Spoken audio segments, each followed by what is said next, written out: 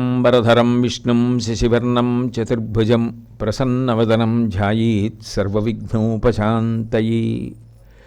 గురుర్బ్రహ్మా గురుర్విష్ణుః గురుర్దేవో మహేశ్వరః గురుః సాక్షాత్ పరం బ్రహ్మ తస్మై శ్రీగురవే నమః.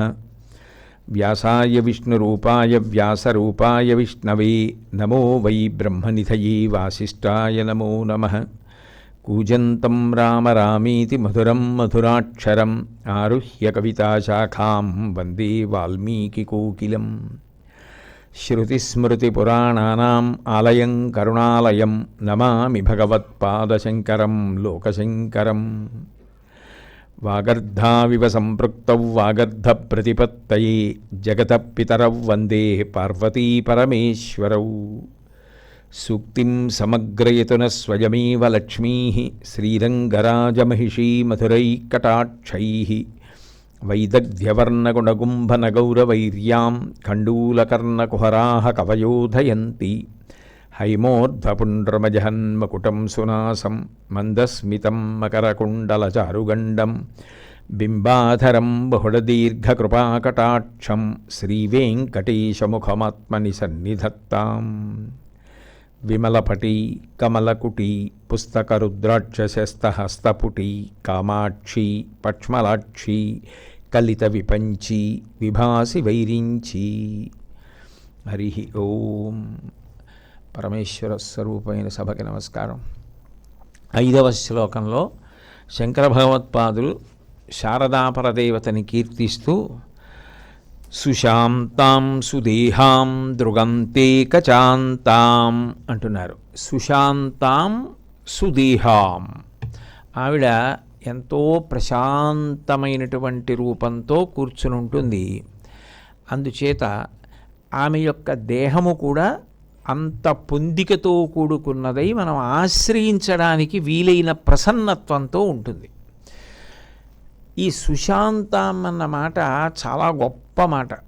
ఎందుకనంటే అసలు మనిషి జీవితంలో ప్రయత్నపూర్వకంగా అభ్యాసం చేసుకుని ఉండవలసిన స్థితి శాంతం. శాంత స్థితి అంటే ఏదో తాత్కాలికంగా ఒక 5 నిమిషాల సేపు నేను ఏ ఉద్వేగం లేకుండా కూర్చుంటాను అన్న స్థితి కాదు. శాంతము అంటే రాగము ద్వేషము మనసుని ఎక్కువ వచ్చి కొట్టకుండా చూసుకునేటటువంటి ప్రయత్నాన్ని శాంత స్థితిని అలవరుచుకొనుట అంటారు. ఎందుకనంటే నిద్ర లేచింది మొదలు మనసు ఇంద్రియములు లేస్తే జాగృతి కాబట్టి లేస్తూనే రాగము ద్వేషము కొడతాయి మనసుని. రాగము అంటే ఎవరో ఒకరి మీద అనురక్తి కాబట్టి వారిని స్మరిస్తుంది. ఆ రాగం ఎవరి మీద ఉందో వారిని స్మరించి తీరుతుంది మనసు. స్మరించడమే కాదు, వారి క్షేమాన్ని అపేక్షిస్తుంది. వారు బాగుండాలి, వారికి కలిసి రావాలి, వారు సంతోషంగా ఉండాలి, వారు నవ్వుతూ ఉండాలి అని కోరుకుంటుంది. ఎంత బాగా రాగంతో పట్టుకుంటుందో ద్వేషంతో కూడా అట్లాగే పట్టుకుంటుంది. ద్వేషంతో కూడా పట్టుకున్న కారణం చేత ఎవరి మీద కోపం ఉందో, ఎవరిని తాను అసహ్యించుకుంటున్నాడో, ఎవరి పట్ల శత్రుభావన పెట్టుకున్నాడో వాళ్ళని స్మరించినప్పుడు వారి పతనాన్ని అపేక్షిస్తాడు. ఈ 2 కొట్టినప్పుడు శాంతం ఉండదు, మనసు తీవ్రంగా కదులుతుంది. వీటినే రాగము ద్వేషము. రాగస్వరూప పాషాఢ్య క్రోధాకారాంకుశోజ్వల. ఆవిడ 2 ఎందుకు పట్టుకుంటుంది అంటే మనకి శాంతం కల్పించడానికి, మనకి ఉన్న రాగమును తీసేయడానికి ఆవిడ భక్తి పాశం వేస్తుంది. భక్తి పాశం ఆవిడ వేస్తే మిగిలిన పాశములు వదిలిపెడతాయి. అట్లాగే ఆవిడ అంకుశమును చేతిలో పట్టుకుంటుంది. అంకుశం దేన్ని నిగ్రహించడానికి వాడతారు? ఏనుగుని. ఏనుగు చాలా పెద్ద ప్రాణి. ఏనుగు ఎంత పెద్దదో అంత గబగబా వచ్చేసి పెరిగిపోయేది కోపం. ఆ కోపాన్ని నిగ్రహించడానికి ఆవిడ అంకుశం పట్టుకుంటుంది. ఆ ద్వేషం, ఆ కోపం పోయి ఎందుకు నాకు ఈ కోపం అని కోపం మీద కోపం కలిగి తనని తాను పరిశీలించుకుంటాడు. అంటే నిజానికి ఆవిడ శాంతంగా ఉండడం కాదు, మనం శాంతంగా ఉండడానికి కావలసిన వ్యవస్థని మనస్థితిని ఆవిడ కల్పిస్తుంది. ఆవిడ ఉపాసన చేత వచ్చే గొప్ప స్థితి. దానికి ఆవిడ ఏం చేస్తుంది అంటే భక్తినిస్తుంది. రాగము కలిగిందనుకోండి, రాగము భక్తి చేత కలిగేటట్టుగా చేస్తుంది. వాళ్ళ మీద దేనికి అభిమానం నీకు అంటే వాళ్ళకంత భక్తి ఉంది. వాళ్ళు అంత భక్తితో ఎన్నో విషయాలు భగవంతునికి అన్వయం అవుతూ మేము ఈ సేవ చెయ్యాలి, మేము తరించాలి అని దాని కొరకు ఎన్ని కష్టనష్టములైనా ఎదుర్కొంటారు. సౌఖ్యంగా ఉండి చేయడం వేరు, తాను సుఖంగా ఉండి సంతోషంగా ఉండి చేయడం వేరు. తను ఇబ్బందికరంగా ఉండి కూడా భగవత్ సేవ చేయడం కన్నా నా జీవితానికి ఏం కావాలని చేస్తున్నారనుకోండి, లేదు కనీసం భగవంతుడి సేవ యందు అనురక్తి ఉందనుకోండి, అప్పుడు వారి మీద మమకారం ఉండడం, వారు అంత బాగా చేస్తారు, వారిని చూసి నేను కూడా నేర్చుకోవాలి, వాళ్ళు ఈశ్వరుడికి అంత సేవ చేస్తున్నారు అన్న భావనతో ప్రారంభమై ద్వేషము కూడా ఎందుచేత అంతరించిపోతుంది అంటే కోపము వలన సాధించేది ఏదీ లేదు, ప్రేమ చేత సాధించగలం. ప్రస్తుతానికి ఏదైనా ఒక స్థితిలో మనం పైన ఉండి అవతల వారి మీద కోప్పడినా ఆ కోపం చేత వచ్చే మార్పు బహుతాత్కాలికం, కానీ ప్రేమ చేత మాత్రం శాశ్వతమైన పరిష్కారాన్ని తీసుకురావచ్చు. ఆ ప్రేమ ఎందుకు ఉండాలి అంటే వారికి నాకు అనుబంధం ఏమిటంటే భగవత్ సేవలో. కాబట్టి ఆ భగవత్ సేవ యందు వారికి ఉన్నటువంటి అనుబంధాన్ని నేను అలాగే ప్రస్తుతి చేసి అది అట్లాగే ఉండేటట్టు కలిసి మేమందరం ప్రస్థానం చేసేటట్టు ఉండాలంతే అన్న భావన ఏం చేస్తుందంటే ద్వేషభావము కలగకుండా చూస్తుంది. చూసిన కారణం చేత రాగము కొట్టకుండా ద్వేషము కొట్టకుండా ఎంతసేపు ఉండగలుగుతాడో అంతసేపు ప్రశాంతంగా ఉండగలుగుతాడు. అది ఒక స్థితికి వెళ్ళిపోతే సాధనలో తన మీద రాయి విసిరినా కూడా తన మీద పువ్వు విసిరినా కూడా రెండిటినీ సమభావంతో చూసి వెళ్ళగలుగుతాడు. దానిని ప్రస్తుతి చేస్తారు భక్తి యోగంలో గీతాచార్యుడు. అటువంటి స్థితి అలవడడానికి కావలసిన పరిజ్ఞానాన్ని మొట్టమొదట ఆవిడ అందిస్తుంది. నేను అనుభవిస్తున్న శాంతి ఏమీ లేదు. నిజానికి మనం ఒక కోరిక తీరినప్పుడు కలిగిన తృప్తిని శాంతి అని భ్రాంతి చెందుతుంటాం. ఒక కోరిక తీరినప్పుడు కలిగినది శాంతి కాదు, నిజానికి శక్తి ఎక్కువ అప్పుడు క్షయం అవుతుంది. యోగశాస్త్రంలో నాకు ఏదైనా ఒక గొప్ప కోరిక తీరిందనుకోండి, ఆ కోరిక తీరినప్పుడు నేను పొందిన తృప్తిలో ఎక్కువ శక్తి క్షయం అయిపోతుంది. అలాగే నాకు కోపం వచ్చినప్పుడు కోరిక తీరినప్పుడు కలిగిన తృప్తి వలన క్షయమైన శక్తి కన్నా తక్కువ శక్తి క్షయమవుతుంది. అందుకే కోపానికి రాగానికి రెండింటికి రెండు చిత్రమైన పేర్లున్నాయి.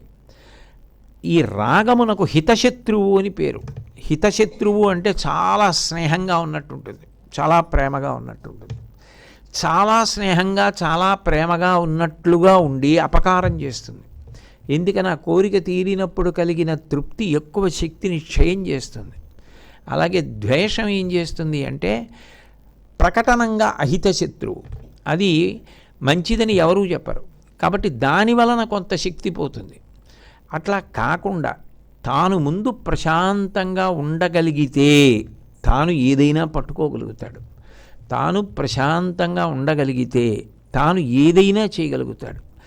దానికి పెద్దలు చెప్పే గొప్ప పరిష్కారం ఏమిటంటే నువ్వు భక్తిని కలిగి ఉండు. ఆ భక్తి ఏం చేస్తుంది అంటే కర్తవ్యతానిష్టనిస్తుంది.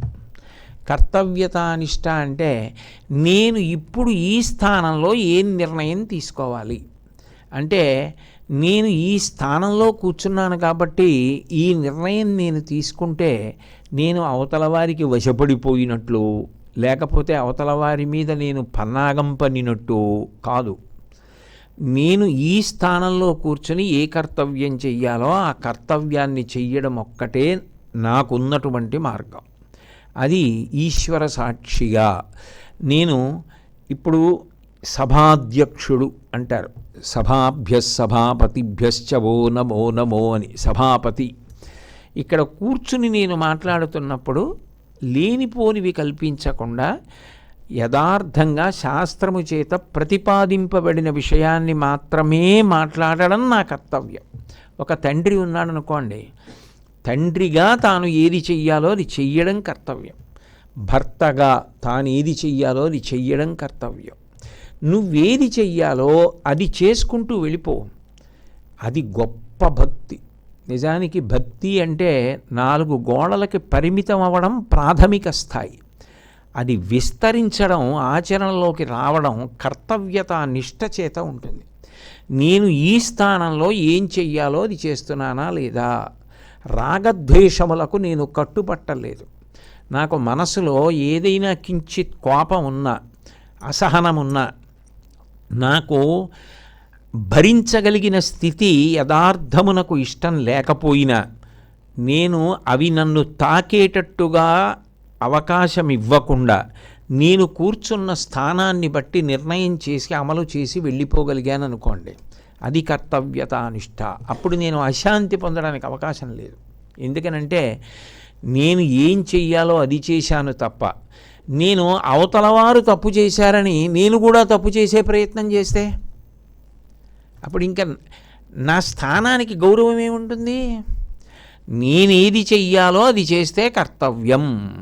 ఆ కర్తవ్యం చేసుకుంటూ వెళ్ళడం అలవాటైన వాడెవరు ఉంటాడో వాడు ప్రశాంత చిత్తుడై ఉంటాడు. ఆ ప్రశాంతత అన్నది అలవరుచుకోవడానికి గొప్ప సాధన అవసరం. అసలు నిజానికి సాధన ప్రారంభం ఎక్కడ అంటే ఈ రాగద్వేషములను పరిశీలించుకోవడంలో ఉంటుంది. నువ్వు రోజు రోజుకి ఎంతసేపు ప్రశాంతంగా ఉండగలుగుతున్నావో ఆ ప్రశాంతతే నిన్ను ఇంకా అభ్యున్నతి పథంలోకి తీసుకెళ్ళడానికి కారణమవుతుంది, ఈశ్వరుడికి దగ్గర చేస్తుంది. ఏవి శాంతిని ఇవ్వగలిగిన ఉంటాయో వాటికి దగ్గరగా ఉండడం అలవాటు చేసుకోవాలి.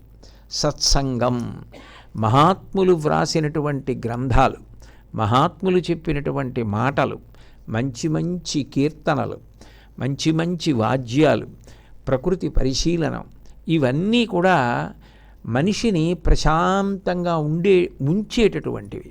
వాటితో ఎక్కువ సంగం పొందాలి.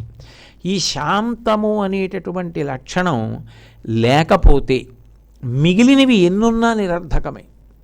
ఎన్ని ఉండనివ్వండి, ఆ శాంతము, ఆ కర్తవ్యత నిష్ట వెంటనే ఏదైనా నీకు సర్రుమనొచ్చు, కానీ వెంటనే నువ్వు పరిశీలించుకొని నీ కర్తవ్యానికే నువ్వు కట్టుబడి ఉండాలంతే. అలా ఉండడం అలవాటైందనుకోండి, మీరు బాధపడరు, మీరు బెంగ పెట్టుకోరు, మీరు విచలితులైపోరు, మీరు కదిలిపోరు. నేను చెయ్యవలసింది చేశాను. అందుకోలేకపోతే అతను అందుకునే స్థితిని పొందాలని మనం భగవంతుడిని ప్రార్థన చేద్దాం. అందుకోలేకపోయాడని నెపం వేసి కూడా మనం తక్కువ చేసి మాట్లాడవద్దు. ఆయన అందుకుని ఉంచుకునే స్థితిని భగవంతుడు కటాక్షించుగాక అని అందాం అంతే. అక్కడ వరకే పరిశీలన. అన్ననాడు శాంతం ఉంటుంది. ఆ శాంతము మిగిలినటు అన్నిటికీ కూడా చోటిస్తుంది. సద్గుణాలకి చోటు ఇవ్వాలంటే అసలు శాంతం ఉండాలి. ఆ శాంతము లేదనుకోండి, అసలు లోపలికి సద్గుణ ప్రవాహం ఉండదు. ఎందుకనంటే ఇది ఆ వస్తున్న మంచి గుణాలని కొట్టేస్తుంటుంది వెనక్కి, అది ఉండనివ్వదు. ప్రశాంతత లేనివాడికి ఏదబ్బుతుంది? అందుకని ముందు ప్రశాంత స్థితిలో ఉండాలి అంటే నా కర్తవ్యం ఎప్పుడు అదే దృష్టిలో ఉండాలి. నా ప్రేమ, నా కర్తవ్యం, నేను అట్లాగే ఉండాలి, అంతకన్నా అంగుళం నేను కిందకి జారకూడదు. అలా ఉండగలిగితే ఈశ్వరుడు చాలా సంతోషిస్తాడు అన్న భావన నిలబెట్టుకోవాలి. ఆ శాంతం ఎక్కడ వ్యక్తమవుతుంది అంటే కన్నులలో బాగా వ్యక్తమవుతుంది. శాంతస్థితిని నిజానికి శరీరంలో ఉన్న ఏ అవయవం చెప్పదు. ఆయన ప్రశాంతంగా ఉన్నారండి అని చేతులు చూసి, కాళ్ళు చూసి, పొట్ట చూసి, గుండెలు చూసి చెప్పరు, కళ్ళు చూసి చెప్తారు. కళ్ళని బట్టి ఆయన చాలా ప్రశాంతంగా ఉన్నారు అని అర్థం అవుతుంది. అందుకే శంకర భగవత్పాదులు అమ్మవారి శాంతస్థితిని చెప్పడానికి కన్నుల మీద శ్లోకం చేశారు. అది విచిత్రం. శివే శృంగారార్ధ్ర తదితరజనే కుచ్చనపర సరోష గంగాయాం గిరిశచరితే విస్మయవతి హరాహిభ్యో భీత సరసిరుహ సౌభాగ్యజననీం సఖీషు స్మేరాతే మయి జనని దృష్టి సకరుణ అన్నారు. నవరసములని 9 రసములను చెప్తారు. కొంతమంది 8 రసములు చెప్పేటటువంటి సిద్ధాంతం కూడా ఉంది. కానీ సాధారణంగా లోకంలో 9 రసాలు చెప్తారు. అందులో అత్యంత ప్రధానం శాంతరసం. శాంతము లేక సౌఖ్యము లేదు సారసదళ నయన అని త్యాగరాజస్వామి. అటువంటి శాంతము అమ్మవారి కన్నులలో కనపడమే కాకుండా మిగిలిన రసాలు కూడా ఎప్పుడెప్పుడు కనపడతాయో చెప్పారు. శివే శృంగారార్ధ్ర, ఆమెకి శివుణ్ణి చూసేటప్పటికీ కన్నులలో ఆ సంతోషం ఆప్యాయత చేత తడి కలిగి ఆర్ధ్ర శృంగార రసం వ్యక్తమవుతుందిట. తదితర జనే కుత్సనపర. మీరు ఒక్కటి బాగా గుర్తుపెట్టుకోవాలి, బీభత్సానికి శృంగారానికి కారణాలు ఉండవు, వాటికి కారణాలు అడగకూడదు. అందుకే ఇంగ్లీష్లో సామెత వచ్చింది, లవ్ ఈజ్ బ్లైండ్ అని. ప్రేమకి కారణం ఉండదు. ఎందుకు ప్రేమిస్తారు అలా అంటే అది ఆయన హృదయ సౌకుమార్యం. ఆయన ప్రేమించకుండా ఉండలేడు. ఆయనకి ద్వేషం అంత బాగా తెలియదు. ఆయన కించిత్ ద్వేషం ఎప్పుడైనా ప్రకటించినా చాలా బాధపడిపోతాడు. నేను ఎందుకు అలా ద్వేషించాను అని వెంటనే ఎంత తొందరగా మళ్ళీ దగ్గర అయిపోదామా అని చూస్తాడు. అది ఆయన స్వభావం, దానికి కారణం ఉండదు. ఆయన ఎందుకు మనసులో అంత కోపం పెట్టుకుంటాడు? ఎందుకు ప్రేమగా ఉండడంటే అది ఆయన కర్మ అనాలంతే. ప్రేమగా ఉండగలగడం అదృష్టం, చేతకానితనం కాదది. అది దివ్యమైనటువంటి లక్షణం, ఆ ప్రేమించగలగడం. ప్రేమకి ఎలా కారణం ఉండదో బీభత్సానికి అలాగే కారణం ఉండదు. ప్రేమకి కోపం కాదు వ్యతిరేకం, మీరు బాగా జ్ఞాపకం పెట్టుకోవాలి. బీభత్సం వ్యతిరేకం. ఎందుకనంటే శృంగారం అంటే ప్రేమ, దానికి కారణం ఉండదు. భర్తని ప్రేమించడానికి కారణం ఏమిటంటే కారణాలు ఉండవు. తల్లిని ప్రేమించడానికి కారణం ఏమిటంటే నువ్వు ఎందుకు అందరినీ అంత ప్రేమగా చూస్తావంటే దానికి ఏం కారణాలు ఉండవు. అది ఆయన లక్షణం అంతే, అందుకు ఆయన చూస్తాడు అలా. అలా ఆయన ఎందుకు ఉంటాడంటే ఆయన అలా ఎదగాలని కోరుకో, అంతకన్నా విమర్శించకు. బీభత్సం అంటే కారణం ఉండదు, కానీ దాన్ని చూడగానే జుగుప్స కలుగుతుంది. అది ఏమైనా నీకు అపకారం చేసిందా అంటే ఏం లేదు. బొచ్చు గొంగళి అని ఒకటి ఉంటుంది, ఒళ్ళంతా దానికి వెంట్రుకలు ఉంటాయి, అది ఆకుల మీద అక్కడ పాకుతూ ఉంటుంది. దాన్ని చూడగానే బాబాయ్ అంటారు. ఎందుకు నీకు జుగుప్స? అది ఏం చేసింది? నిన్ను నీ దగ్గరికి వచ్చిందా, నీ మీద పడిందా, నీ మీద పాకిందా? అది పాకితే ఎలా ఉంటుందో నీకేమైనా అనుభవం ఉందా? ఎందుకు దాన్ని చూస్తే జుగుప్స అంటే ఏమో తెలియదు. శృంగారానికి కారణం ఎలా తెలియదో జుగుప్సకి బీభత్సానికి కారణం అలా తెలియదు. అందుకని శంకరులు రెండూ పక్కపక్కనేశారు, అది ఆయన గొప్పతనం. శివే శృంగారార్ధ్ర, ఆమె కన్నుల్లో శివుణ్ణి చూస్తే శృంగార రసం కనపడింది. నేను మగవాణ్ణి అని ఆవిడ ముందు నిలబడేవాడిని చూస్తే ఆవిడ కళ్ళల్లో బీభత్స రసం కనపడింది. నేను కొడుకుని అని నిలబడితే ఆవిడ సంతోషిస్తుంది. నేను మగవాణ్ణి పురుషుణ్ణి అన్న భావనతో ఆవిడ ముందు నించుంటే గొంగళి పిరుగుని చూసి కారణం లేకుండా బీభత్సం కలిగినట్టుగా కళ్ళల్లో బీభత్సరసం కనపడుతున్నట్టు. శివే శృంగారార్ధ్ర తదితర జనే కుచ్చనపర సరోషా గంగాయాం. గంగమ్మని చూసేటప్పటికి మాత్రం ఆవిడ కళ్ళల్లో కోపం కనపడుతుంది. ఎందుకు? ఏం చేసింది గంగమ్మ అంటే ఏం చెయ్యక్కర్లేదు, అది సహజ స్వభావం. అదేంటి గంగమ్మ శివుని యందు భర్తృభావన పొందింది. పార్వతీదేవి ఒక్కనాటికి అంగీకరించదో, అలా అంగీకరిస్తే మర్యాద కూడా కాదేమో. కాబట్టి ఆవిడికి సహజంగా కోపం ఉంటుంది. సరోషా గంగాయాం గిరిశచరితే విస్మయవతి. ఆవిడంతటా ఆవిడ ఎన్నో రాక్షస సంహారాలు చేసింది అమ్మవారు. కానీ పరమశివుడు చేసినటువంటి అద్భుతమైన లీలలు చెప్తుంటే అబ్బా అని చూస్తుంటప్పుడు ఆవిడ కళ్ళల్లో అద్భుత రసం కనపడుతుందట. సరోషా గంగాయాం గిరిశచరితే విస్మయవతి హరాహిభ్యోభీత. ఆదిశక్తి భయపడిందంటే అసహ్యంగా ఉంటుంది వినడానికి. ఎలా అన్వయం? మరి భయం కూడా ఒక రసం, అది కనపడాలి కళ్ళల్లో. ఎప్పుడు కనపడుతుందంటే శంకరుణ్ణి సహజంగా భర్త కాబట్టి ఆవిడికి ఇంత గొప్పవాడు మా ఆయనని ఎంతో సంతోషంగా ఏదో ఆయన చెయ్యి పట్టుకున్నప్పుడు ఆయన చేతికున్న పిల్లపాము ఒకటి ఆవిడ మీదకి ఎక్కిందిటే. ఏదో దాని కింద చల్లగా ఉంటుంది పావుకి, అది ఎక్కుతున్నప్పుడు చల్లగా ఉంది, ఏమిటా అని చూస్తే పిల్లపాము అంది. అన్నప్పుడు నీ కళ్ళల్లో అమ్మ భయం కనపడింది అన్నారు శంకరాచార్యుల వారు. హరాహిభ్యోభీత సరసిరుహ సౌభాగ్య జననీం. అసలు దీనికి నృత్యం చేయాలి. 9 రసాలు కళ్ళల్లో చూపిస్తూ ఈ శ్లోకానికి నృత్యం చేస్తే ఎంత గొప్పగా ఉంటుందో. అసలు అది ప్రాథమికమేమో. అసలు రసావిష్కారం నృత్యంలో ఈ శ్లోకంతో నేర్చుకోలేమో. సరసిరుహ సౌభాగ్య జననీం. ఎర్రతామర పూలు అసలు లేవుట, లోకంలో ఉన్నవి తెల్ల తామరలేట. అమ్మవారి కళ్ళు చూసి తామర పువ్వుల్లా ఉంటాయంటారు, పద్మాల్లాంటి నేత్రాలు అంటారు కదా అని పద్మాలు చూడ్డానికి వచ్చేయట.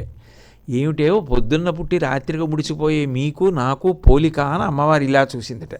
ఆ వీరరసం అందులో పడి అవి ఎరుపు రంగు వచ్చిందిట. అప్పుడు గెలిచిందిట అమ్మవారు. అప్పుడు విజయరసం, వీరరసం కనపడింది. హరాహిభ్యోభీత సరసిరుహ సౌభాగ్య జననీం సఖీషు స్మేరాతే. చెలికెత్తెలతో మాట్లాడుతున్నప్పుడు హాస్యరసం, ఆ కళ్ళల్లో హాస్యరసం కనపడిందిట. మయి జనని దృష్టి సకరుణ. మయి జనని శంకరుల ఔదార్యం. మయి అంటే నేను కనపడినప్పుడు అమ్మవారి ఎంతో దయతో చూసిందిట. నిజానికి శ్లోకం చేసింది ఎవరు? శంకరాచార్యుల వారు. కానీ మయి జనని నేను చదివితే నాకు అన్వయం అవుతుంది. నన్ను చూసినప్పుడు అమ్మవారి కళ్ళల్లో కరుణ కనపడిందిట.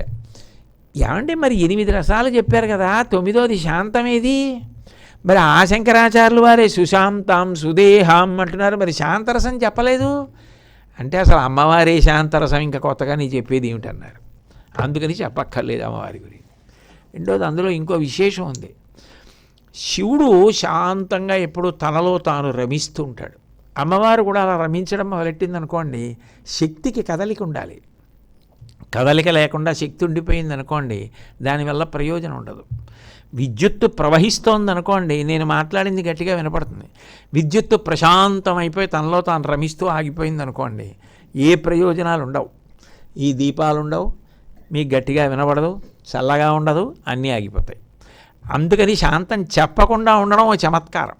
నేను శక్తి అమ్మవారి గురించి చెప్తున్నాను కాబట్టి, శక్తి గురించి చెప్తున్నాను కాబట్టి, ఆవిడ శాంతమని మీకు తెలుసు కదా, ఇంక నేను ఆ మాట అండం ఎందుకు చేస్తున్నది సౌందర్యలహరి శక్తి గురించి కాబట్టి చెప్పకుండా ఉండడం శంకరుల గడుచుతనం.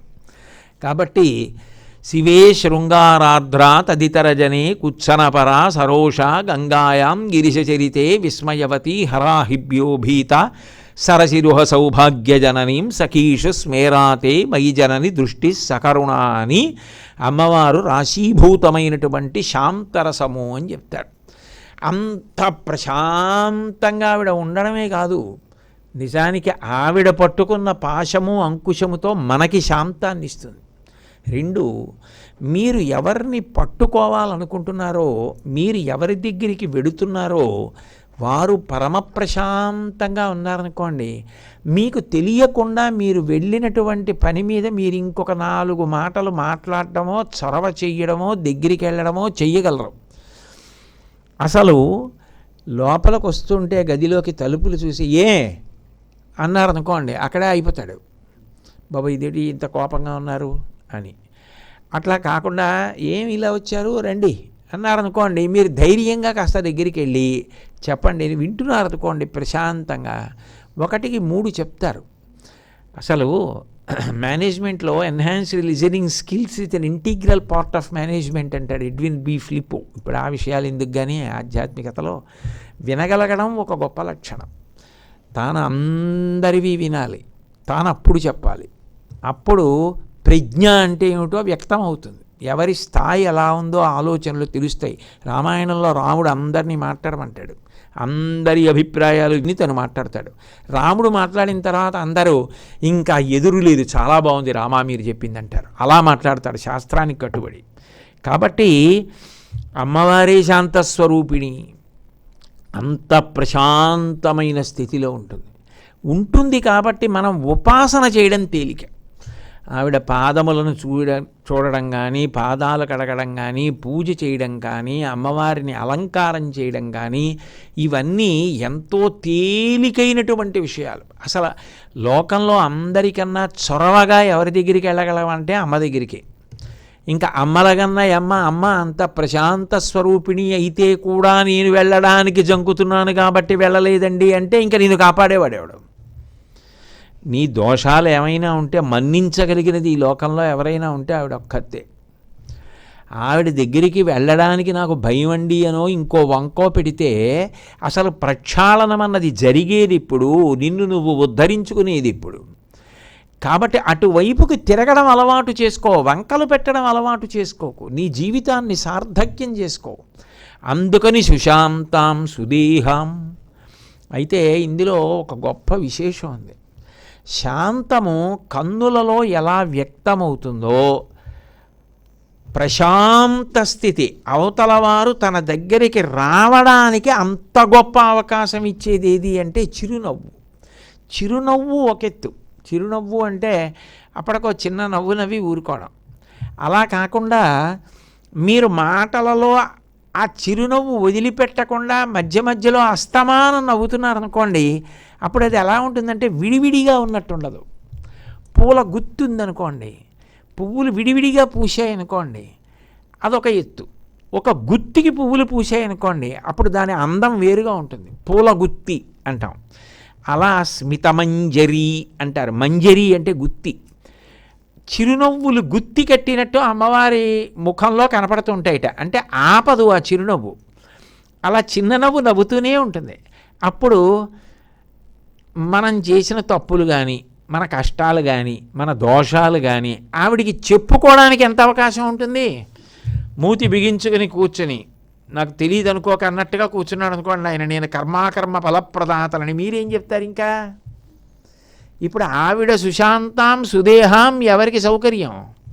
ఉపాసకుడికి సౌకర్యం.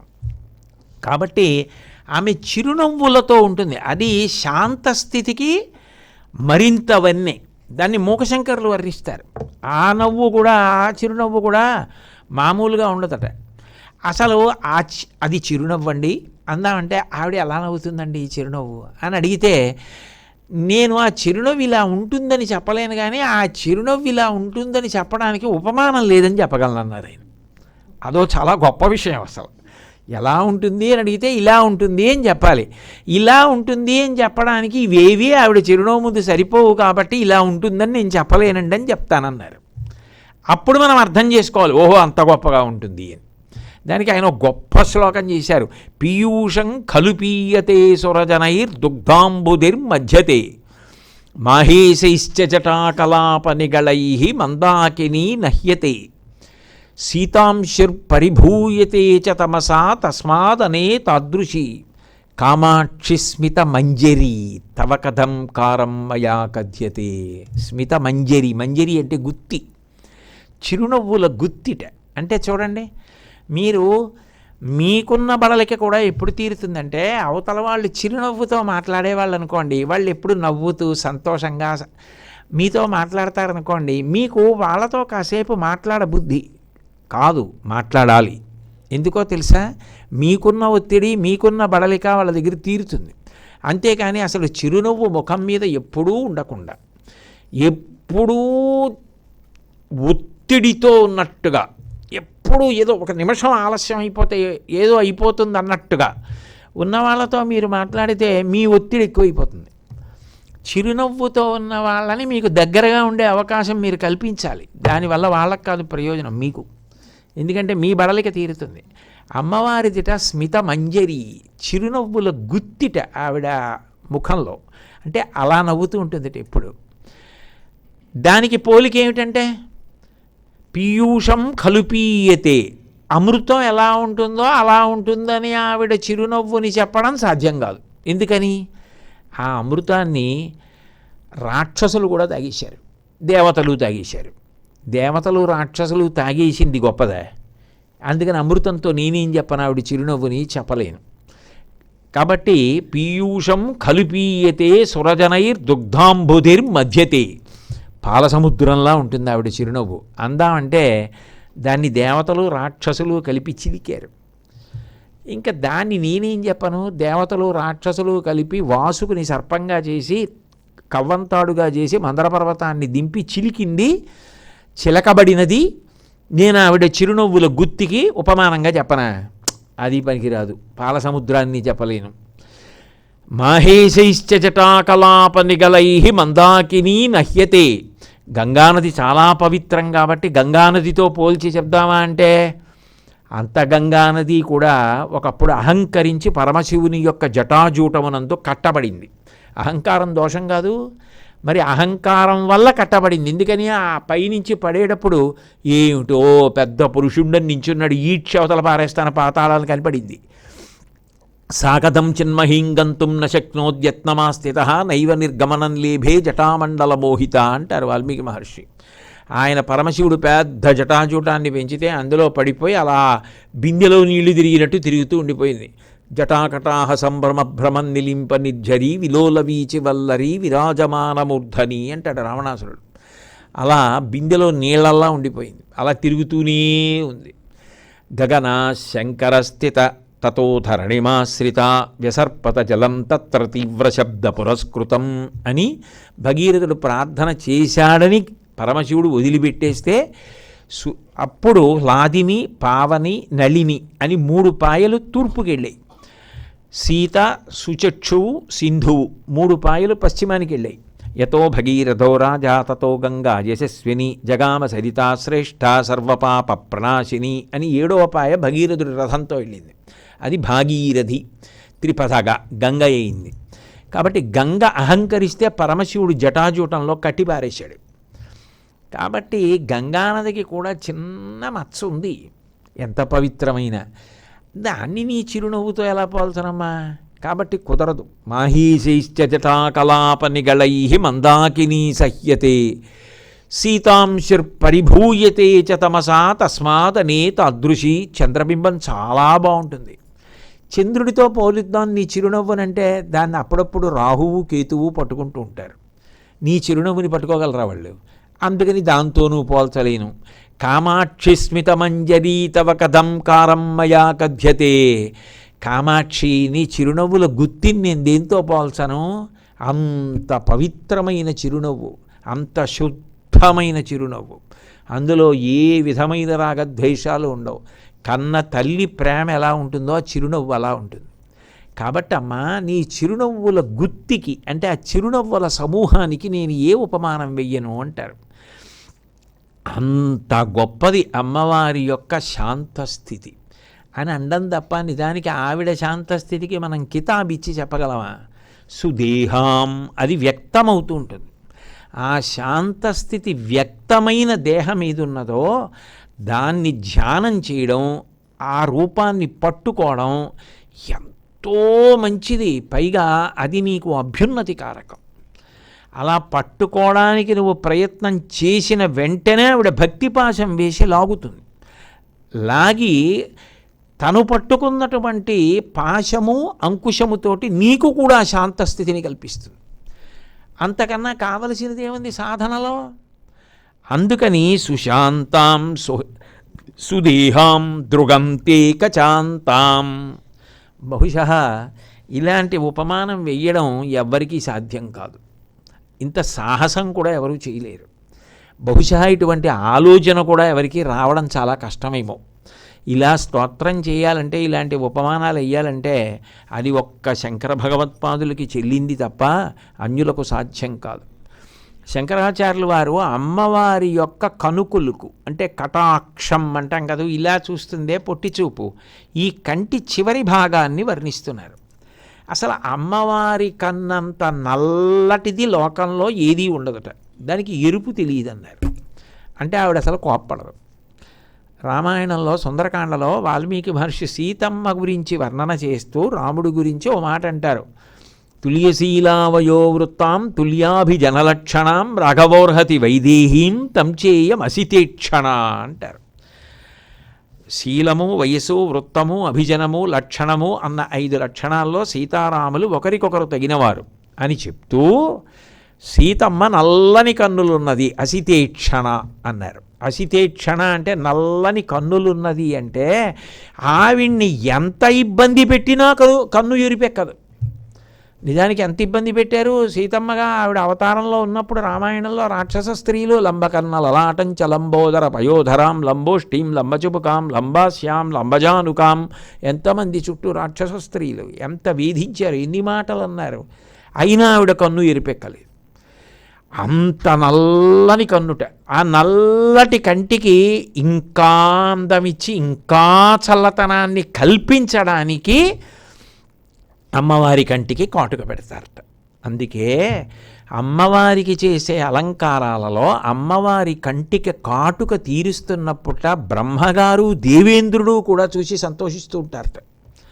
మిగిలిన ఉపచారాలు ఒకెత్తు, అమ్మవారి కంటికి కాటుక తీర్చడం ఒక్కటి ఒకెత్తు. ఇది నా సొంతంగా చెప్పట్లేదు నేను. శంకరాచార్యులు వారు దేవీ చతుశ్చోపచార స్తోత్రం అని ఒక స్తోత్రం చేశారు. అందులో అమ్మవారి కంటికి కాటుక పెట్టడం గురించి వ్రాశారు ఆయన. బంగారు పుల్లతో తీరుస్తారట కాటుక. తీర్చేటప్పుడు చెలికెత్తెలు అమ్మవారి కంటి దగ్గర నిలబడి ఈ కనుకొలుకు ఈ చివరి భాగంలోకి ఆ కంటి కాటుక తీరుస్తున్నప్పుడు మలినమపి తదక్షి సంగేన బ్రహ్మ ఇంద్రాది అభిలషణీయం అంటారు శంకరాచార్యులు వారు. అంటే అది మలినం కదా కాటుక అంటే నల్లగా ఉంటుంది, పైగా అది మలినం తీసింది. అటువంటి మలినం తీసుకొచ్చి అమ్మవారి కంటికి పెడితే దోషం కాలేదా అంటే, అంత నల్లని కన్నులు. కాటుక పెట్టేటప్పుడు ఏం చేస్తారు? తిన్నగా వెళ్ళి కాటుక పెట్టేయడం కాదు, ముందు జాగ్రత్తగా పట్టుకోవాలి పైన కదా, ప్రేమగా పట్టుకొని అప్పుడు ఈ కంటి కింద ఇలా పెడుతున్నప్పుడు సహజంగా ఏం చేస్తారు, కొంచెం అంటారు. ఆ కనుగుడ్డ ఆవిడ కొద్దిగా ఇలా పైకి ఎత్తుతుంది. ఆ పైకి ఎత్తినప్పుడు ఈ కంటికి ఇలా కాటుక తీరిస్తేట, అబ్బా అసలే నల్లని కన్నుల తల్లి, ఇంకా నల్లగా, ఇంకా చల్లగా, ఇంకా మేము దగ్గరికి వెళ్ళడానికి అవకాశం ఇచ్చింది అని. ఆ కాటుక మలినమైనా కూడా తదక్షి సంగేన ఆ కంటికి ఆ కాటుక పెడుతుంటే దేవతలు బ్రహ్మగారు ఇంద్రుడు కూడా ఆనందపడతారట. అంటే అమ్మవారి యొక్క కంటి నలుపు సహజంగా ఉన్న కాటుక పెట్టడం అంత గొప్ప, ఆ కాటుకకి బంగారు పుల్ల అంత గొప్ప, పుల్ల ఇవ్వడం అంత గొప్ప, కాటుక పెట్టి కాటుక అంత అందంగా తీర్చిదిద్దడం అంత గొప్ప. అందులో ఉన్నంత స్వాతంత్ర్యం ఇంకెక్కడా ఉండదు. ఎందుకంటే కన్ను ముట్టుకోవడమే, కన్ను ముట్టుకొని కంటికి కాటుక అమ్మవారికి తీర్చాలి అంటే ఎంత బాగా స్వాతంత్ర్యంతో ఆ కంటికి కాటుక పెడతారు. చిన్న పిల్లలకైనా సరే మీరు ఇలా కాటుక పెడుతున్నారు అనుకోండి, వాళ్ళు గుడ్డిలా అంటారు ఒకసారి అన్నప్పుడు ఎంత అందంగా ఉంటాయో ఆ కళ్ళు. అలా అమ్మవారికి కాటుక తీరిస్తే బ్రహ్మేంద్రాదులు ఆనందపడిపోతున్నారయా అన్నారు. మరి ఉపచారంలో కాటుక పెట్టడం ఎంత గొప్ప విషయం, అదే చిన్నదా? అటువంటి తల్లి కంటి చివరి భాగం ఆ కటాక్షం వ్యక్తమయ్యే ప్రాంతం ఉందే, దాని ఉపాసన చెప్తున్నారు శంకరాచార్యులు వారు. అసలు ఎవరైనా లోకంలో ఎవరు స్తోత్రాలు చేసినా పాదాలు చెప్తారు, గోళ్ళు చెప్తారు, మహా అయితే చేతులు చెప్తారు, ముఖం చెప్తారు. అమ్మవారి కను కొలుకుని అలా ఉపమానం వేసి వర్ణించిన కవి శంకరులు తప్ప లోకంలో ఎవరు లేరు, అంత గొప్పగా వర్ణించారు. దానికి ఆయన వేసిన ఉపమానం ఏమిటంటే దృగం తే అంటే కంటి చివరి భాగం కచాంతాం. స్త్రీ కేశపాశం ఉంటుంది, ఆ స్త్రీ కేశపాశం చిట్ట చివరి భాగం, జడ చిట్ట చివరి భాగం, జడ అల్లకుండా ఉండిపోయిన కొద్ది చిట్ట చివరి జుత్తు భాగాన్ని చేత్తో ఎత్తి ఇలా పట్టుకున్నారనుకోండి, అందులో 3 లక్షణాలు కనపడతాయి. ఒకటి, అది నల్లగా ఉంటుంది. ఎందుకని? తెల్లగా ఉండవా అండి జుత్తులు అంటే, అది అమ్మవారి జుత్తు. ఆవిడ నవయవ్వన, ఆవిడ కాలమునకు వశపడదు, ఆవిడ కాలాతీతురాలు, కాలము ఆవిడికి వశపడుతుంది. అందుకని నిత్యయవ్వన. ధునోతుధ్వాంతం నస్తులిత దళిత ఇందీవరవనం అని కదూ, నల్ల కలువల తండంలా ఉంటుంది ఆవిడ జుత్తని. ఆవిడ జుత్తుని ఎందుకంత ఉపాసన చేయిస్తుంటారు శంకరాచార్యులు వారు అంటే, మీరు తెలిసి కానీ తెలియక కానీ అమ్మవారి జుత్తుని ఉపాసన చేస్తే అజ్ఞానము ఉత్తర క్షణంలో నశించిపోతుంది. అది గొప్ప విశేషం. లోకంలో 2 ప్రస్తావించారు, అపవిత్రములు అంటారు, గోళ్ళు వెంట్రుకలు. ఈ 2 ప్రస్తావన ఎక్కువ తేరు. అటువంటిది శంకరాచార్యులు వారు ఈ ప్రస్తావన తెస్తున్నారు అంటే అమ్మవారి యొక్క కబరీబంధ దర్శనం అంత గొప్పది. ఇప్పుడు శంకరాచార్యులు వారు జుట్టు చివరి భాగం గురించి చెప్తున్నారు. 1 నల్లగా ఉంది, 2 వంకర ఉంటుంది, ఇలా తిన్నగా ఉండదు జుత్తు, ఆ చివరి భాగం కొద్దిగా వంకర తిరిగి ఉంటుంది. 3 ఇలా పట్టుకున్నారనుకోండి, అది అలా ఉండదు. ఎందుకంటే చిట్ట చివరి వెంట్రుకలు కదా, అది కబరీబంధం కాదు, పెద్ద జుత్తుముడి కాదు, వెంట్రుకల చివరి భాగం కాబట్టి చిట్ట చివర ఉన్న ఇంత ఆ వెంట్రుకల కొస భాగం పట్టుకుంటే స్త్రీ జడది నేను అన్నది, బయట ఉన్న వెంట్రుకల గురించి కాదు. స్త్రీ జడ యొక్క చివరి భాగపు వెంట్రుకలు ఇలా పట్టుకుంటే చిన్న గాలేస్తే కదులుతాయి. ఒకటి నల్లతనం, రెండు వంకరతనం, మూడు కదలడం. ఈ మూడు దానికి ఉంటాయి.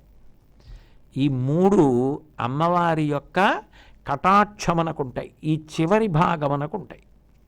ఈ మూడిటిని అలా ఎవరైనా చూడగలిగితే మూడు లోపములు దిద్దబడతాయి.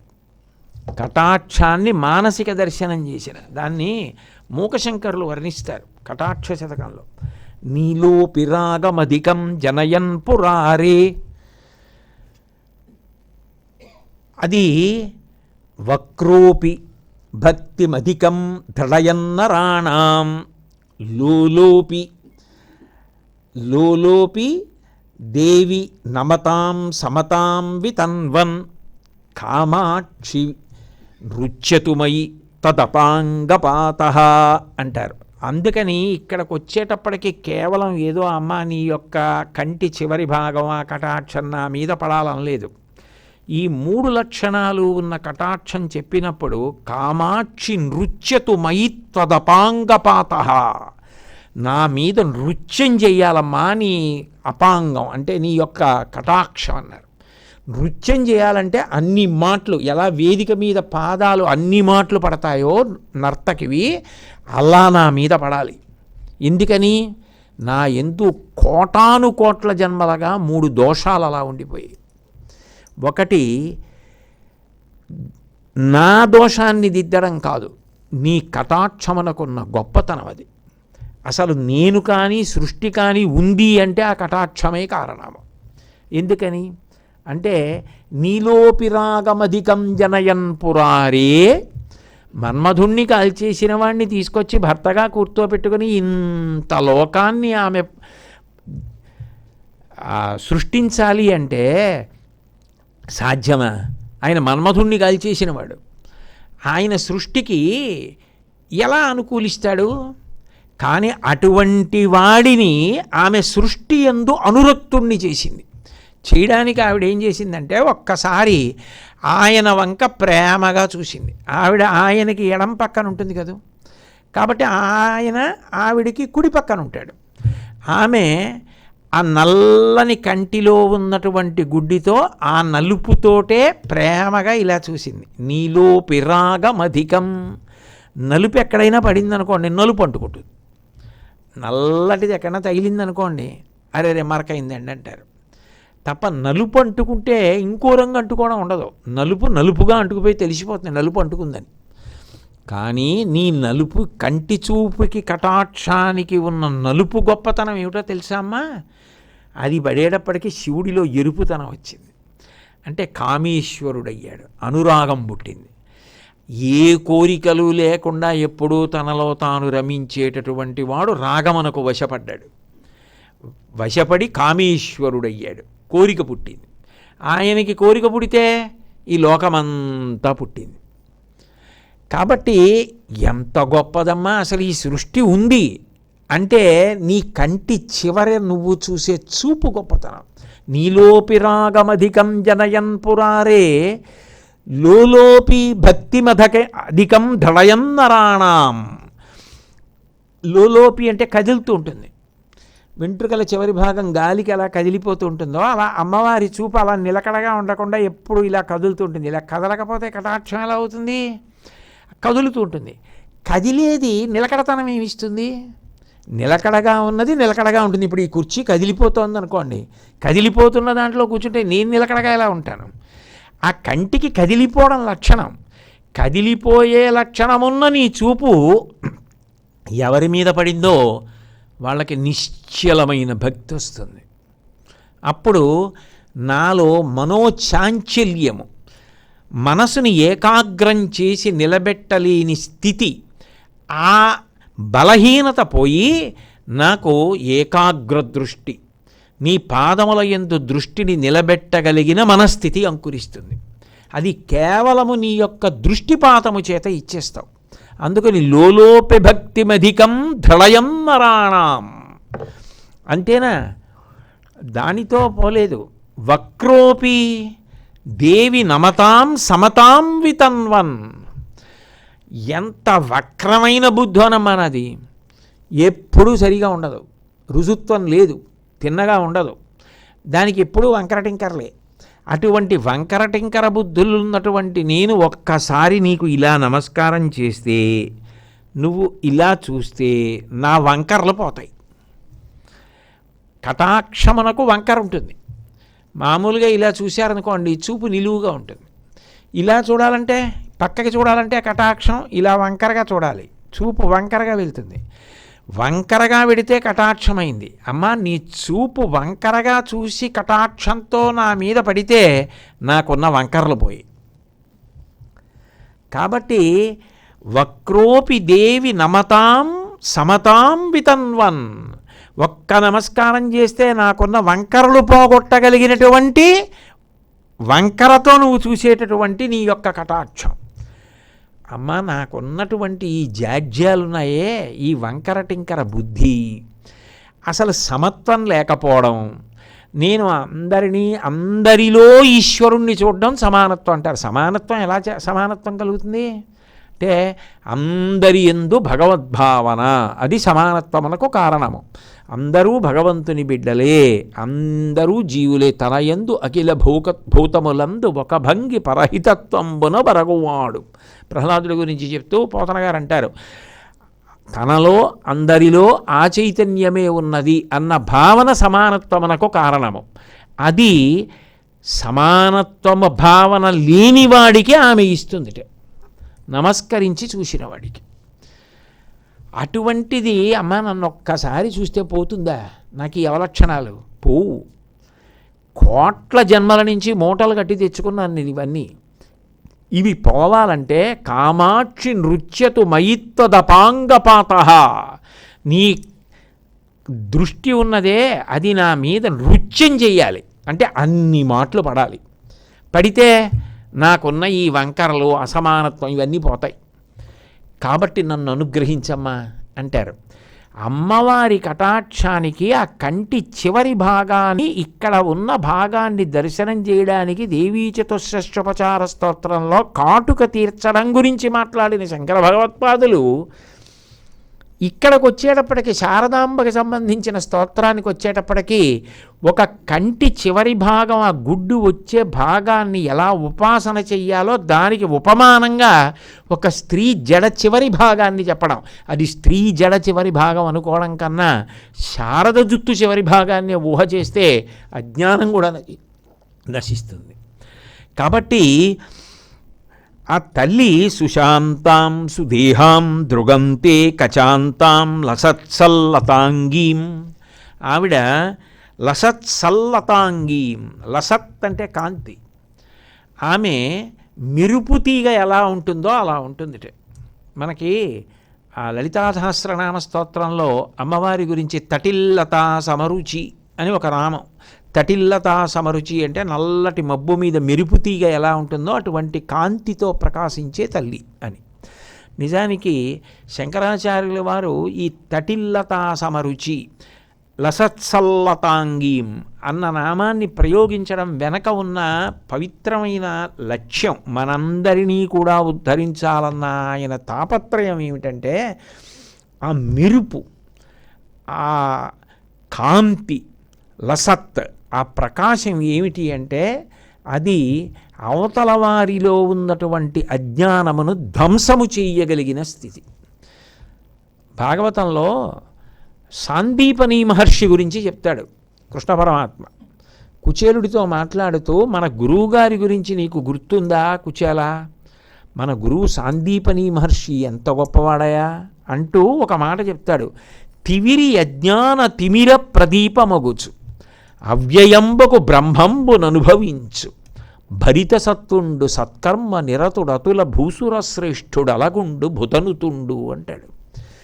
అసలు ఒక గురువుగారి గురించి మాట్లాడడం అంటే, ఒక గురువుగారి గురించి మనసులో అభిప్రాయం ఉండడం అంటే అంత పవిత్రంగా ఉంటుందా, అంత గౌరవంగా ఉంటుందా?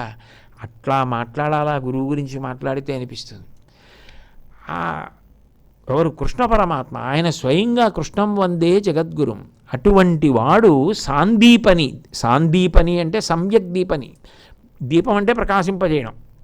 మెరుపు, అగ్నిలోనే కదా ఆ మెరుపు ఉంటుంది. లసత్సల్లతాంగీం.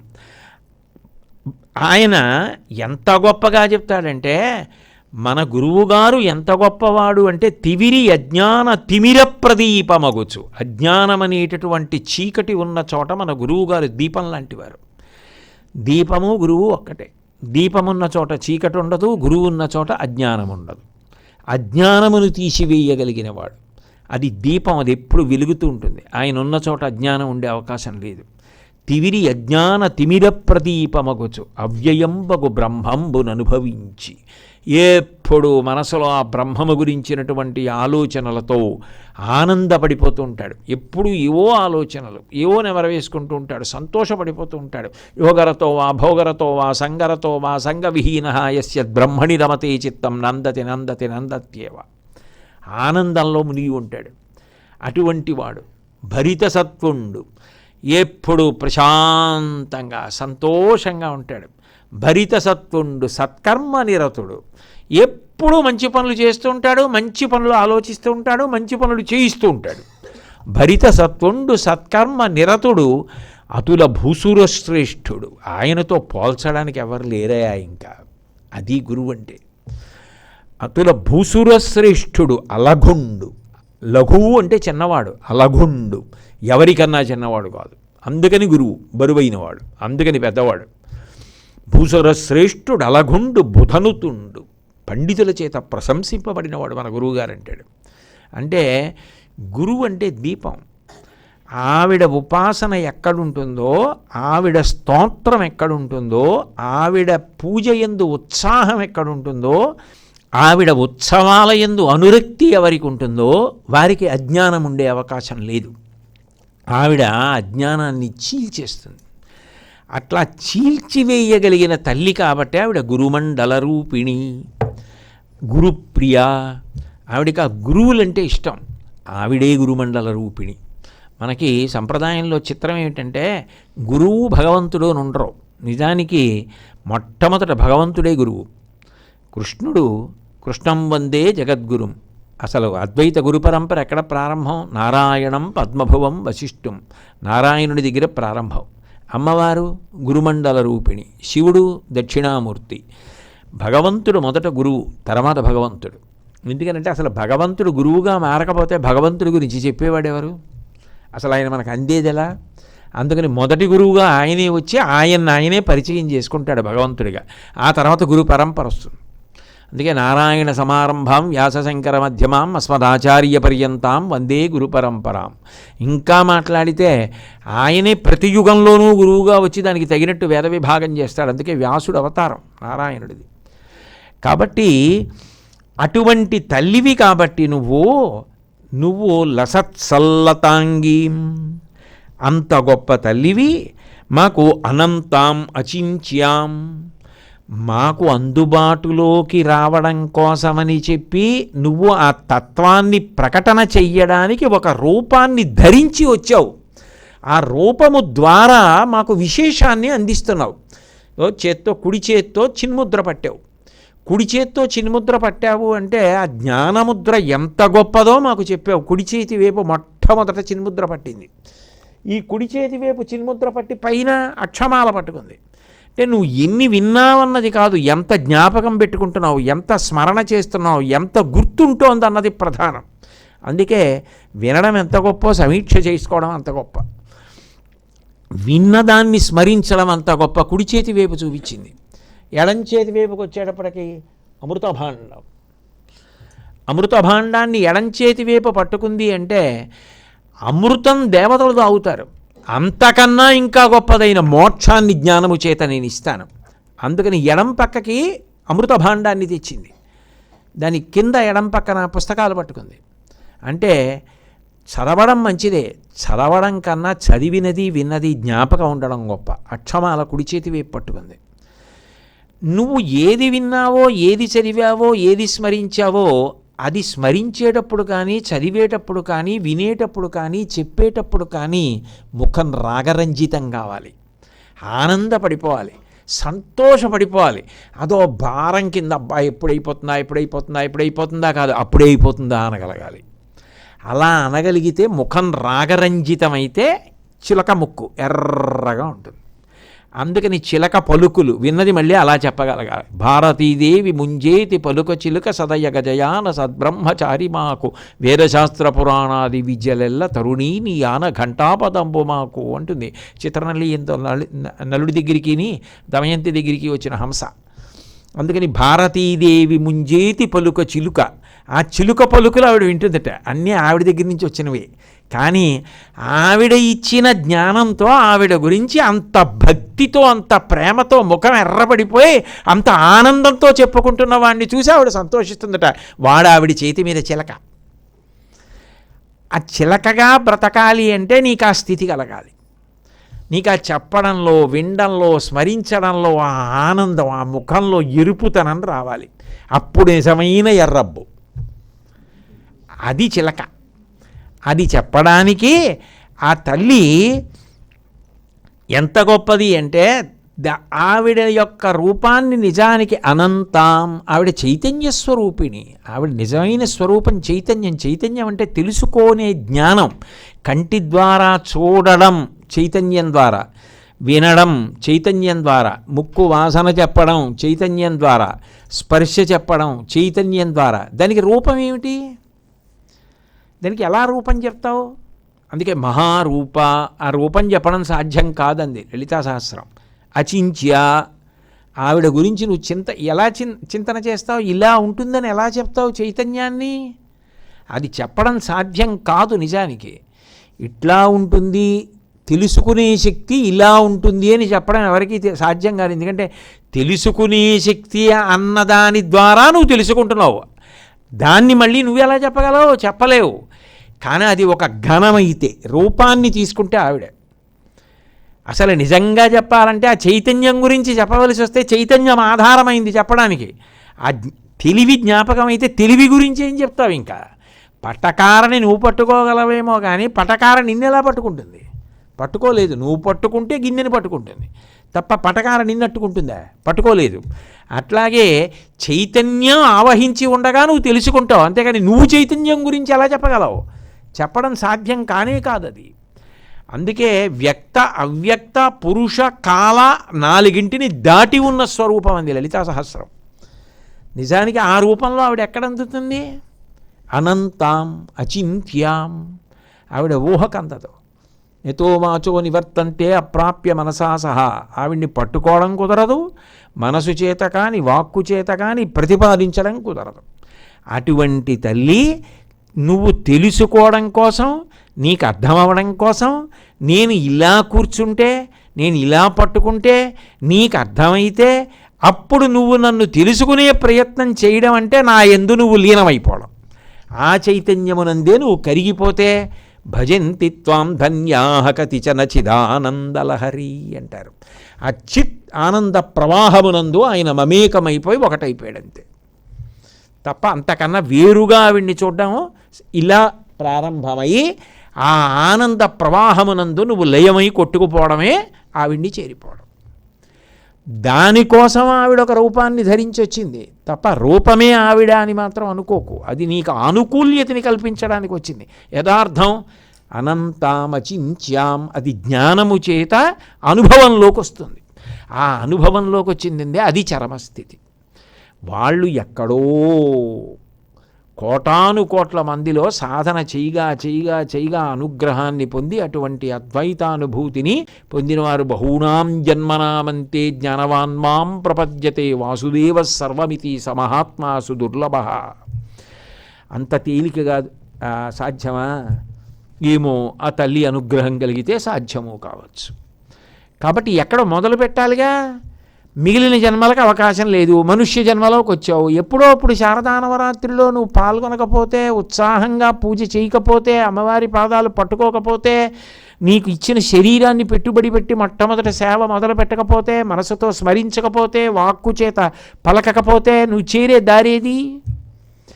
కాబట్టి అనంతాం అచింత్యాం స్మరేత్ తాపసై సంగపూర్వస్థితాం తాం. ఇక్కడ తత్వ ప్రతిపాదన చేస్తున్నారు ఈ రెండు విషయాల్లో. స్మరేత్ తాపసై, తాపసులు ప్రతిపాదిస్తారట, స్మరిస్తారట అండి. ఏమని? సంగపూర్వస్థితాం తాం.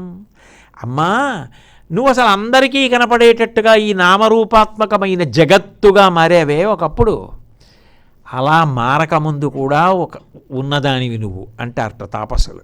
ఏమిటి దాని అర్థం అంటే, ఉపనిషత్తు జ్ఞానభాగం, ఉపనిషద్వాక్య ప్రతిపాదనం. తైత్తరీయుపనిషత్తులో ఓ మాట ఉంది, సో కామయతి బహుశ్యాం ప్రజా ఏయేతి అని. మహాప్రళయమునందు జీవులన్నీ పరమేశ్వరుడిలోకి వెళ్ళిపోతాయి. ఆయన విన ఇంకేమీ ఉండదు. ఆయన కూడా నేనన్న భావన పొంది ఉండడు, తనలో తాను రమిస్తూ ఉంటాడు. బాగా అర్థమయ్యేటట్టు చెప్పాలి అంటే, గాఢ నిద్రలో ఉన్న వ్యక్తికి నేనన్న భావన కూడా ఉండదు. నేనన్న భావన ఎక్కడుంది? ఏం లేదు. తానున్నాను ఈ భావనలు కూడా లేవు. అది అజ్ఞానం, మనకి తెలియని స్థితి, ఆ గాఢ నిద్ర. అక్కడ ఎరుక ఉండదు. సమాధి స్థితిలో ప్రయత్నపూర్వకంగా ఆ స్థితిని పొందుతాడు, అది తురీయం. అప్పుడు ఆ స్థితిలో ఇంకా ఏమి నేనన్న భావన కూడా లేదు. కానీ గాఢ నిద్రలో ఉన్నవాడికి తెలివి రాగానే మొదట కలిగే భావన ఏమిటి? నేను. ఓ, ఇవాళ తెల్లవారింది, నేను లేచాను, ఇవాళ ఏమేం చేయాలి? ఓ, శనివారం ఏకాదశి, తొందరగా లేచి పూజ చేసుకోవాలి, ఓసారి గోశాలకు వెళ్ళి ప్రదక్షిణాలు చేసుకోవాలి, ప్రదక్షిణాలు చేసి వచ్చిన తర్వాత ఏవో కొన్ని కార్యక్రమాలు ఉన్నాయి, అవన్నీ పూర్తి చేసుకోవాలి, సాయంకాలం వెళ్ళి ప్రవచనం చేయాలి. ముందు నేను, తర్వాత కార్యక్రమాలన్నీ గుర్తొస్తాయి. ముందు నేనన్న భావనలు ఇస్తుంది. ఆ నేనన్న భావన పరమశివుడిది ఉందే, అది అమ్మవారు. ఆ నేనన్న భావన గాఢ నిద్రలో ఎలా మనలోకే వెళ్ళిపోయిందో, మహాప్రళయమునందు అమ్మవారు ఆయన యందు అలా వెళ్ళిపోతుంది. దాన్ని శంకరాచార్యులు వారు సౌందర్యలహరిలో చెప్పారు ఒక చోట. క్వణత్కాంచీదామాకరికలభ కుంభస్తననత పరిక్షీణా మధ్యే పరిణత శరచంద్రవదన ధనుర్బాణం పాశం శృణిమపి దదానాకరతలై పురస్తాదస్తాం నః పురమధితురహో పురుషికా అన్నారు.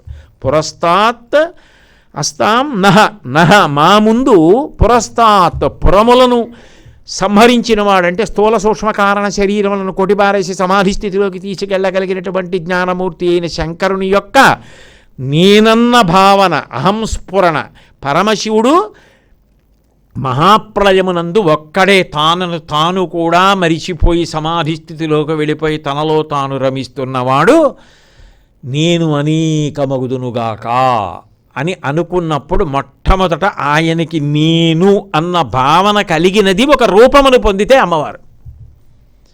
అప్పుడు ఆవిడ నామరూపాత్మకమైన జగత్తుగా మహామాయా స్వరూపంగా పరిణమిస్తుంది. అనేక నగలు ఒక బంగారంతో చేయబడినట్టే అనేక రూపాలుగా కనపడడం మాయ.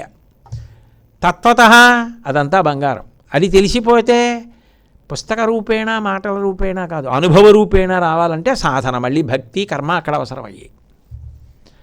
అది చేస్తే అప్పుడు తెలుస్తుంది ఇదంతా బంగారం అని. నిజానికి నామరూపాత్మకం కాదు జగత్, ఉన్నది బ్రహ్మం ఒక్కటే. జగన్మిథ్య బ్రహ్మ సత్యం అని అర్థమవుతుంది. బంగారం లేకుండా నగలు ఉండవు, నగలు లేకపోయినా బంగారం ఉంటుంది. ఈ జగత్తు లేకపోయినా బ్రహ్మం ఉంటుంది, బ్రహ్మము లేకుండా జగత్తు లేదు అన్నది. ఆ బ్రహ్మము ఎరుకలోకి వచ్చి అనుభవంలోకి వస్తే అద్వైతానుభూతి. ఆ మహాప్రళయమునందు ఆయనలోకి వెళ్ళిపోయినటువంటి జగత్స్వరూపిణి, నామరూపాత్మక జగత్తుగా మాయాస్వరూపిణిగా ఉండేటటువంటి అమ్మవారు ఆయనలోకి వెళ్ళిపోయి మళ్ళీ పునః సృష్టి జరిగేటప్పుడు ఆయన కామము అంటే కోరిక, నేను అనేకమగుదునుగాక, అప్పుడు ఈశ్వరుడు కామేశ్వరుడు అంటారు. ఆ కామమును పొందినటువంటి వాడు ప్రజా ఏయేతి, నాకు నేను అనేకమగుదునుగాక అన్నప్పుడు మొట్టమొదట నేనన్న భావన కలిగిందే, అది పురస్తాదస్తాం నః పురమధితురహో పురుషిక. ఆ పరమశివుని నేనన్న భావన రూపమును పొంది నా ముందు నిలబడితే ఆవిడ లలితాపరాభట్టారిక, శారద, కామాక్షి. అంటే స్మరేత్తాపసై సంగ పూర్వస్థితాం తాం, సంగమును పొంది ఆయన కోరికకు అనుగుణంగా నువ్వు ఇలా లోకముగా పరిణమించక ముందు ఆయనతో కలిసి ఉండిపోయినటువంటి పూర్వజా పుట్టుకలేని దానివి. అంటే అసలు నువ్వు ఒకనాడు ఉన్నావు, ఒకనాడు లేవన్న భావన లేదు, ఎప్పుడూ ఉన్నదానివి, నిత్యురాలివి, శాశ్వతి. అటువంటి తల్లివి, ఎప్పుడూ ఉన్నదానివి అన్న తత్వం గురించి చెప్తున్నారు. అందుకని అచింత్యాం అనంతాం స్మరేత్తాపసై సంగపూర్వస్థితాం తాం భజే శారదాంబాం అజస్రం మదంబాం. అటువంటి తల్లివి ఒక రూపంలో ఉంటే మేం పాదాలు పట్టుకుంటే ఎక్కిస్తావు, మెట్టు మెట్టు మెట్టు మెట్టు మెట్టు మెట్టు మెట్టు మెట్టు ఎక్కించి చివరికి నీ ఉపాసనలో నీ అందే కరిగిపోయేటట్టు నువ్వే చేస్తావు. అప్పుడు నీ అందే కరిగిపోయిన వాడికి మళ్ళీ రావడం అన్నమాట ఉండదు. అది మోక్షస్థితి. అది జ్ఞానము ద్వారా కల్పించగలిగినటువంటి తల్లివి నువ్వు. మంగళాశాసనపరై మదాచార్య పురోగమై సర్వైశ్చ పూర్వైరాచార్యై సత్కృతాయాస్తు మంగళం. మంగళం కోసలేంద్రాయ మహనీయ గుణాత్మనే చక్రవర్తి తనూజాయ సర్వభౌమాయ మంగళం. ఉమాకాంతాయ కాంతాయ కామితార్థప్రదాయినే శ్రీగిరీశాయ దేవాయ మలినాథాయ మంగళం. సర్వం శ్రీ ఉమామహేశ్వర పరబ్రహ్మార్పణమస్తు. స్వస్తి.